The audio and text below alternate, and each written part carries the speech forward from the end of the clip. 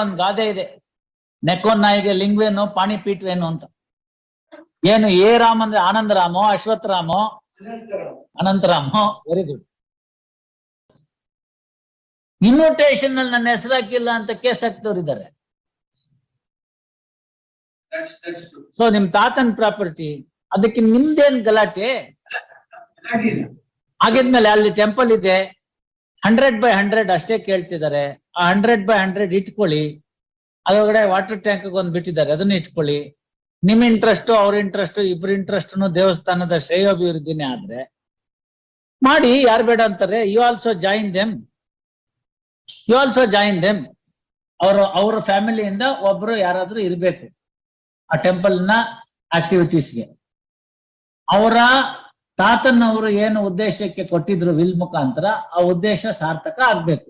For that property is not given to ಸಂಘ, property is given for the temple. Now your only case is that Kamadhenu ಎಂತದೋ ಸಂಘ ಮಾಡ್ಕೊಂಡಿರೋರು. Correct ಮಾ, ನಾನು ಇಲ್ಲ ಅಂತ ಹೇಳ್ತಾ ಇಲ್ಲ.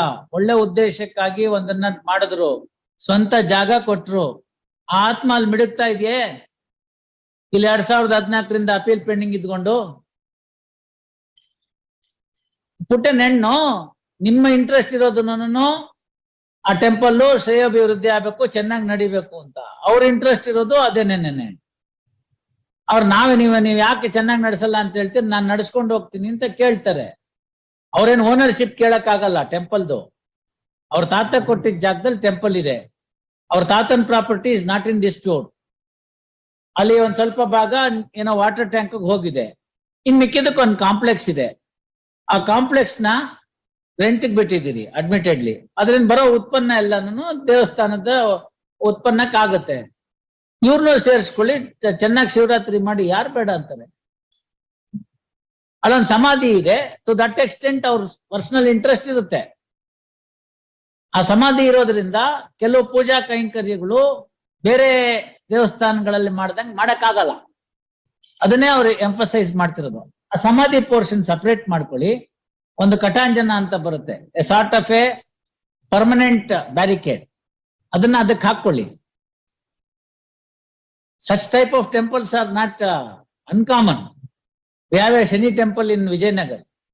It is built over a samadhi. Nobody used to be there.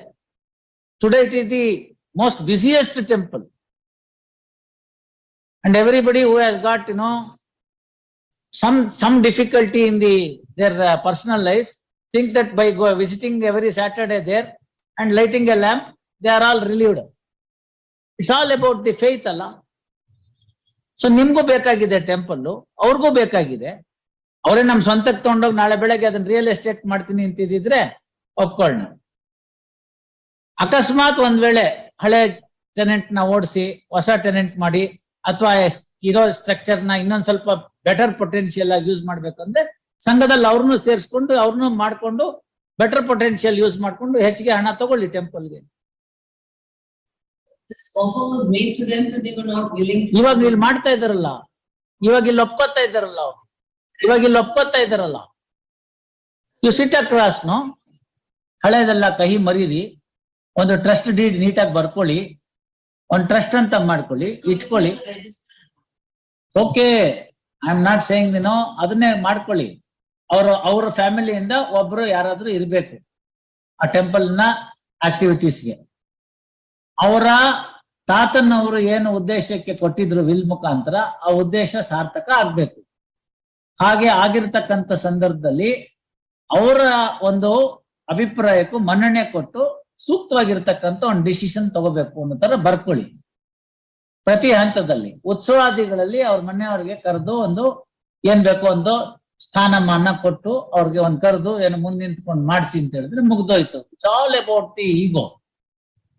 ನಮ್ಮ ತಾತ ಕೊಟ್ಟಿದ್ದ ಜಾಗದಲ್ಲಿ ನೀವು ಕೂತ್ಕೊಂಡು ನಮ್ ಟೆಂಪಲ್ ನೇನೆ ಬಂದ್ಬಿಟ್ಟು ನಮ್ಗೆ ಯಾಕೆ ಅಂತ ಕೇಳ್ತೀರ ಅನ್ನೋದು ವರ್ಕೌಟ್ ಆಗ್ತದೆ ಅಷ್ಟೇ.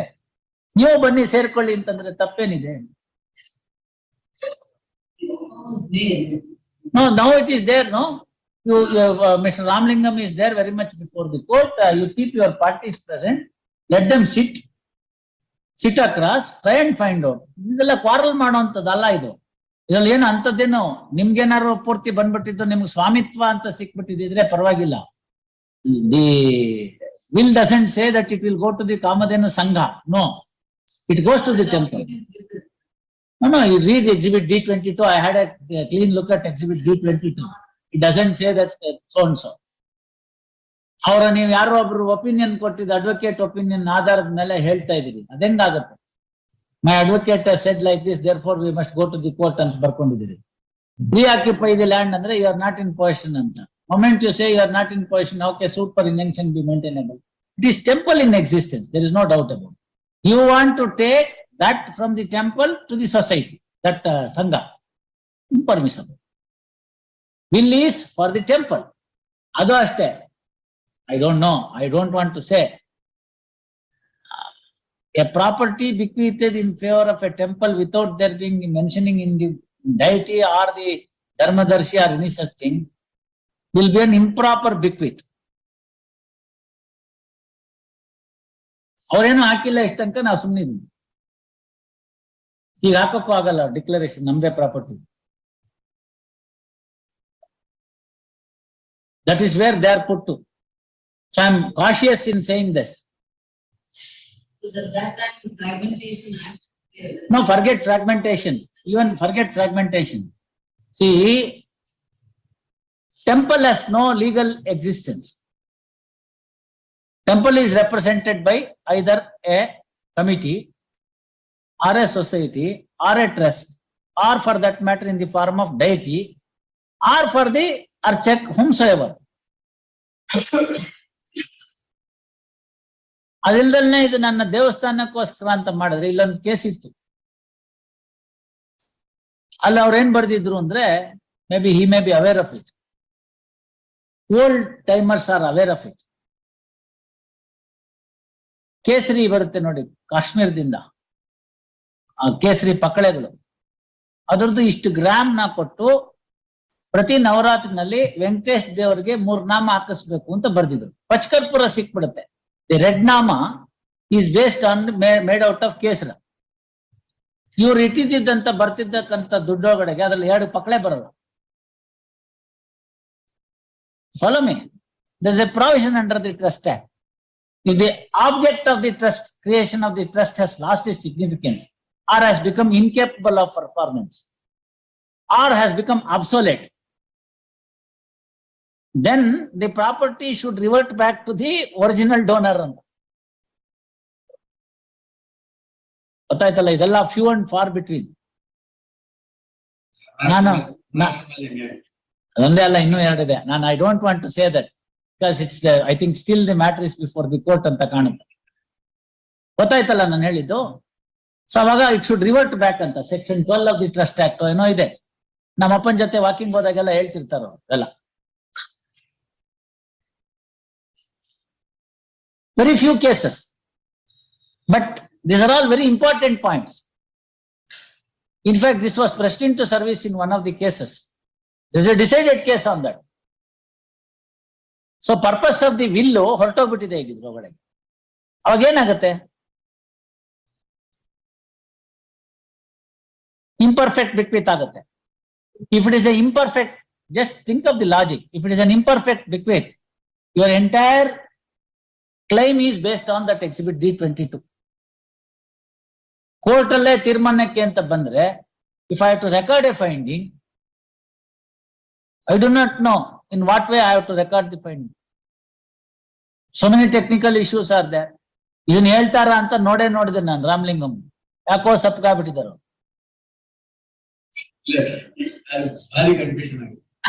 ಅಲ್ಲಿ 8 ಜನ ಮಕ್ಕಳಿದ್ದಾರೆ. 8 ಇದ್ರು, 70 ಇದ್ರು, 80 ಇದ್ರು. Exhibit D on bare reading of exhibit D22, this is the flaw in exhibit D22. ನಾನು ಅದಕ್ಕೆ ಅಲ್ಲಿ ನೋಡ್ತಾ ಇದ್ದೆ exhibit D22. ಇನ್ನೊಂದ್ಸತಿ ನೀವು ಅಲ್ಲಿ ಬೇರೆ ಎಲ್ಲ ಹೋದಾಗ ನಾನು D22 ಕಡೆ ಕಣ್ಣಾಯಿಸ್ಬಿಟ್ಟು ಏನ್ ಮಾಡ್ತೀರಾ ಇವ್ರೆ? ಅವ್ರೇನೋ ಧರ್ಮ ಕಾರ್ಯಕ್ಕಾಗುತ್ತೆ ಅಂತ ಹೇಳಿದ್ದಾರೆ. ನಾನು ಸ್ವಂತ ಇಷ್ಟೆಲ್ಲ ಮಾಡಿದೀನಿ. We do not know what how Siddhappa came up in his family, in his life, alva. ನನ್ನ ಹತ್ರ ಒಬ್ರು ಇದ್ರು. He came from Madras for 3 rupees wage per day. Per day, 3 rupees wage. He came as a laborer. He built so many structures. ಆಮೇಲೆ ಕೊನೆಯಲ್ಲಿ ಏನೇನೋ ತಾಪತ್ರಯಗಳಾಗೋಯ್ತು, ಮಕ್ಕಳು ಅವರು ಸರಿ ಇರಲಿಲ್ಲ ಅಂತ. One property which is a very prime property in Basveshwar Nagar, he wanted to gift it to a temple. I said, don't do that. He asked me why. I said, your ಮಕ್ಕಳು ಹೋಗ್ಬಿಟ್ಟು ಆ temple ಮೇಲೆ case ಹಾಕ್ತಾರೆ.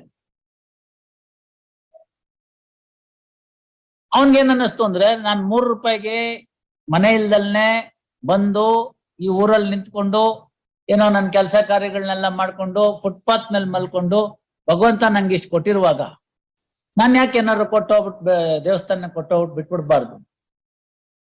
ಏನ್ prevail ಆಗಿದ್ಯೋ ಮನ್ಸಲ್ಲಿ, ಸಿದ್ದಪ್ಪನವ್ರ ಮನ್ಸಿನಲ್ಲಿ. That's why this you must step into the shoes of the executor and then see from his angle what would have been whether the bequest is right or wrong ಅಂತ, not from your angle. ನಾವ್ ಹಿಂಗ್ ಇಟ್ಕೊಂಡು ಬೂದ್ಗಾಜ್ ಇಟ್ಕೊಂಡು ನೋಡೋದಲ್ಲ, humming ಅಂಗಲ್. ಅವನ್ಗೆ ಇಷ್ಟ, own property. Law allows for that.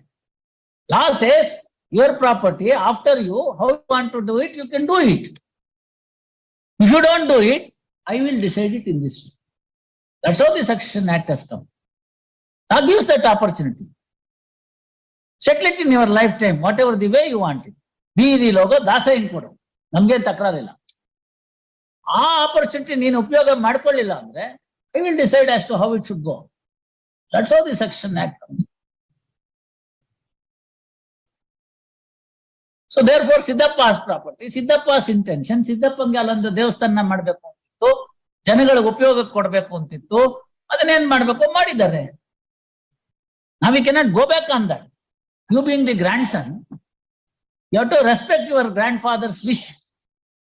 ಅವ್ರ ಜೊತೆ ಸೇರ್ಕೊಳ್ಳಿ, ಏನೋ ಮಾಡಿ, ಅಥವಾ ಅವರೇ ನಿಮ್ ಜೊತೆ ಸೇರ್ಕೊತಾರೆ. ಈಗೋ ಬಿಟ್ಬಿಡಿ, ಏನು ಮಾಡಕ್ಕಾಗಲ್ಲ, ಅದಕ್ಕೆ ಕೂತ್ಕೊಂಡು ಮಾತಾಡಿ ಅವ್ರ ಜೊತೆ. ಈಗಿರೋರ್ನೇ ಇಲ್ಲ, ಹೊಸ ಸಮಿತಿ ಮಾಡಿ, ಅವ್ರನ್ನೂ ಸೇರಿಸ್ಕೊಳ್ಳಿ, ನೀವು ಸೇರಿ, ಎಲ್ಲ ಸೇರ್ಕೊಂಡು ಹೊಸದಾಗಿ ಏನಾರು ಒಂದ್ ಮಾಡಿ, ಅದನ್ನ ಇದ್ರೊಳಗಡೆ ಎಂಟರ್ ಮಾಡ್ಕೊಳ್ಳಿ. ಅವಾಗ ಏನ್ ಬೇಕೋ ಎಲ್ಲ ಸೂಕ್ತವಾಗಿ ಬರ್ಕೊಳ್ಳಿ. ಉತ್ತಮವಾಗಿರ್ತಕ್ಕಂಥ ಕಾರ್ಯಕ್ಕೆ ಪ್ರಾರಂಭ ಮಾಡಿದ್ರೆ ಮೊದಲಲ್ಲಿ ಬರೋ ಸಾಕಷ್ಟು ವಿಘ್ನಗಳು ಬಂದೇ ಬರುತ್ತೆ. ಆ ವಿಘ್ನಗಳನ್ನೆಲ್ಲ ದಾಟ್ಕೊಂಡು ಹೋಯ್ತು ಅಂತಂದ್ರೆ ಕೊನೆಗೆ ಒಂದು ಒಳ್ಳೆ ರಿಲೀಫ್ ಸಿಗುತ್ತೆ. ಅದನ್ನ ಕೂತ್ಕೊಂಡು ಮಾತಾಡಿ.